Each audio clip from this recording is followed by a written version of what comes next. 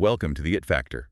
We're Jemmy and I, exploring a new blog post by Mr. Lynn Kaplan, CEO of CDML, a managed service provider in Queens, NY, offering network management, voice over IP, and unified communications as a service, cybersecurity, compliance, infrastructure as a service, cloud solutions, and Microsoft 365 and Azure solutions. If you're a small business owner or manage IT for a growing organization, this episode is for you. It absolutely is. And we're diving into something really critical today. Our deep dive is all about this article, how attackers use your legitimate partner portal and customer data to trick you and your clients. Right. We're going to unpack this really alarming global campaign they're calling I Paid Twice. And it's so timely because this is aimed squarely at the travel and hospitality industry, and we're heading right into the peak holiday season. The busiest time of the year. So that's our mission today. Yeah. To show you how these attackers are using the very systems you have to trust, like your partner booking portals, to build these incredibly personal, incredibly convincing scams. It's fraud that's, almost impossible for your staff or even your guests to spot at first glance. This isn't your average spam email blast. This is like a precision strike built on stolen trust. Exactly. And the article makes it clear that the whole strategy hinges on using legitimate, real credentials. That's what makes the fake messages seem so real. Okay, so let's break down the anatomy of this thing. The article lays it out as a multi-stage operation. How do they even start? How do they build that initial trust? It all starts with stage one, which is just gaining access. The targets are usually small to mid-size hotels, travel operators. The ones who might not have a huge IT department. Precisely. And the attackers get legitimate credentials for platforms like Booking.com. And they're not brute-forcing passwords. They're usually buying them in bulk on cybercrime forums. So these credentials come from, what, earlier data breaches? Yes, often from big infostealer campaigns that happened months ago. Someone's computer got infected, their passwords were scraped, and now they're for sale for like a few dollars. Wow. So they just buy the key to the front door. And that leads right into stage two, which the article calls impersonation and legitimacy. Right, because now they can log in, they're inside the actual partner portal using those real credentials, and they can see everything. Everything, like real reservation detail. Everything. The guest's actual name, their travel dates, what kind of room they booked, even the real confirmation number. And with all that data, they can start crafting their messages. They'll impersonate hotel staff, usually over email or increasingly on WhatsApp. And that's the killer detail. The moment a guest gets a message that says, "Hi, Jane Doe, about your booking for December 22nd. Their defenses they just drop to zero. You see your own info, you assume it's legit. Absolutely. That perceived legitimacy is the entire foundation of the attack. And that sets them up for stage three, the lure. They have the trust, now they create the urgency. And that's where the I paid twice name comes from. Well, right? yeah. It's always a payment problem. Yes, it's a genius bit of social engineering. It creates instant panic.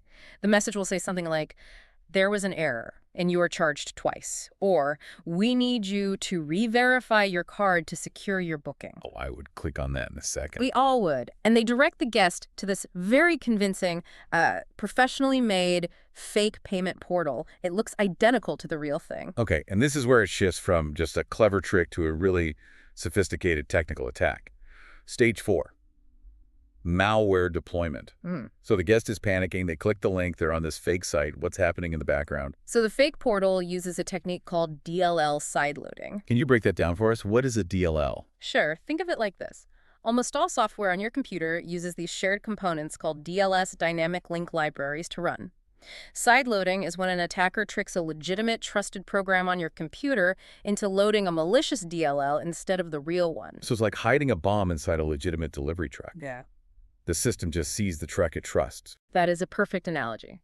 The operating system thinks everything is normal, but behind the scenes, that malicious DLL is executing code.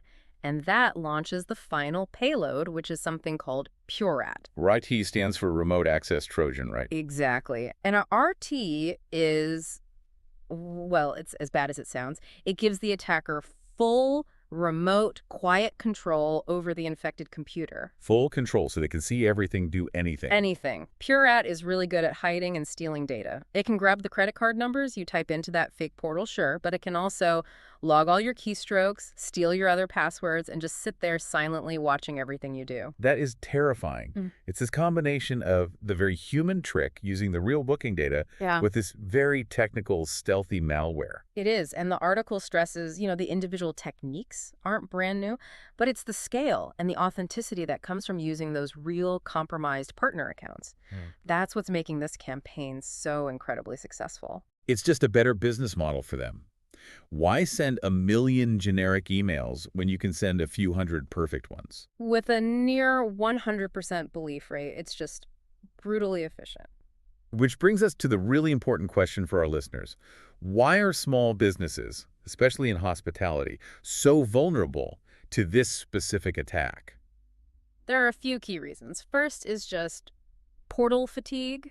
Your staff are constantly logging in and out of different third-party systems. Booking, Expedia, your own property management system. It's just a lot of accounts. So the chances of a password getting reused or a compromised account going unnoticed are higher. Much higher. Then you add the pressure of the holidays, the urgency factor. Right. Everyone's overworked. The lobby is full. Exactly. Your staff are running on empty. An urgent email about a guest's payment.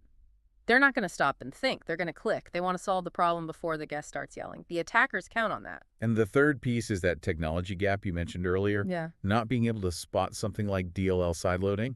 Yes. Most small businesses don't have what's called endpoint detection and response, or EDR. It's an enterprise-level tool that constantly looks for these subtle, suspicious behaviors on your computers. So without EDR, that PureRAT can just live on a machine for weeks, maybe months, quietly stealing data, and you'd never know. You would never know, and the budget for that kind of sophisticated tool, it's often just not there for an SMB. Okay, so that's the scary part. Let's pivot to solutions. What are the practical, prioritized defenses a small business owner can put in place, like right now, before the holiday rush gets even crazier? The absolute foundation, the place you have to start, is authentication and access control. Meaning multi-factor authentication. Meaning multi-factor authentication on everything. Every single partner portal. Booking.com, payroll, your Microsoft 365 accounts, everything. MFA stops this attack dead, even if they have the password. No excuses, no exceptions. That's step one. And it's not just about MFA, it's also about who has access to what. Correct. You have to enforce unique credentials. No more front desk shared login. And you need to use the principle of least privilege. Give people only the access they absolutely need to do their job. Exactly. If your front desk staff only needs to view reservations, they shouldn't have admin rights to change the hotel's banking information on the platform. It just limits the damage if an account does get compromised. Makes sense. Okay, what about the human element? The communication side? How do we teach staff and guests to spot this? You have to change the culture around payment requests. Treat any unexpected message about money as high risk, period, no matter how real it looks. So for guests, the advice is don't click the link. Don't click the link. If you get a message, even a WhatsApp, about a payment issue, you have to verify it through a channel you trust. Call the official hotel phone number you found on Google. Log into the booking platform's website directly and use their secure messaging. Never, ever trust the link you were just sent. And for staff? Same idea. If a guest contacts you about a supposed double charge, you verify it only using your internal systems. You never trust a screenshot or a link they provide. Let's talk about the technical side again. Hardening the endpoints against that DLL sideloading. What can an SMB do if they can't afford a big EDR solution? This is where you have to be smart with your resources, your endpoint protection, your antivirus. It needs to be configured to specifically inspect DLL loads. Look for weird, suspicious activity. But honestly, the most powerful defense, though it takes more work to manage, is application allow listing. Explain that. What is application allow listing? It's basically a default deny approach. You create a list of approved, trusted applications that are allowed to run on your computers. Anything not on that list Is blocked automatically. blocked instantly. It doesn't matter if it's a brand new piece of malware no one's ever seen. If it's not on the list, it doesn't run. The security payoff is huge. But the trade-off is the admin work, right? Every new piece of software needs to be manually approved. It is. You have to weigh that effort. But for, say, a front desk computer that only ever needs to use a web browser and the property management software, the trade-off is usually well worth it. It makes attacks like this basically impossible. Last thing, and maybe most important, people. Training. Especially with seasonal staff coming on, How do you make security training actually stick when things get chaotic? It has to be realistic. Forget the boring slide decks. You need to show them actual examples. Show them what a fake WhatsApp message from a scammer looks like. Show them the fake payment portals. In practice. And practice. Run tabletop exercises. Create a simulation of a chaotic holiday check-in. The phone is ringing, a manager is missing, and someone is panicking about a double charge. What do? You have to build that muscle memory for when the pressure is real. You also mentioned in the article the need to look at your partner's security. Oh, absolutely. You're only as secure as your supply chain. You need to ask your booking platforms what they're doing for security. Make sure your contracts include clear rules about them notifying you immediately if they have a breach. You can't afford to find out from your angry customers. This I paid twice campaign, it really feels like a perfect storm. It's technical compromise, it's social engineering, and it's all built on abusing legitimate business relationships. It is. It's a brutal reminder that for a small business, your attack surface isn't just your own network anymore. It's the portals you trust. It's the guest data you're responsible for, and you have to defend all of it. So the final takeaway here, if you're listening, is that the time to act is now. Strengthen your authentication with MFA, lock down access on those partner portals, and seriously look at hardening your endpoints with things like application allow listing before the season truly kicks off. And we should mention, this is exactly what CDML helps businesses with.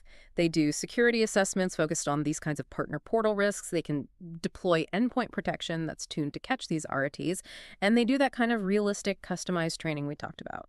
If you liked this deep dive and found it useful, please take a second to click that thumbs up button. It really helps. And remember, new blog posts with these kinds of critical insights come out every Tuesday and Thursday. So we really encourage you to visit https://cdml.com. That's cdml-mo.l.com. You can subscribe to the blog there and stay ahead of these threats. Till next time.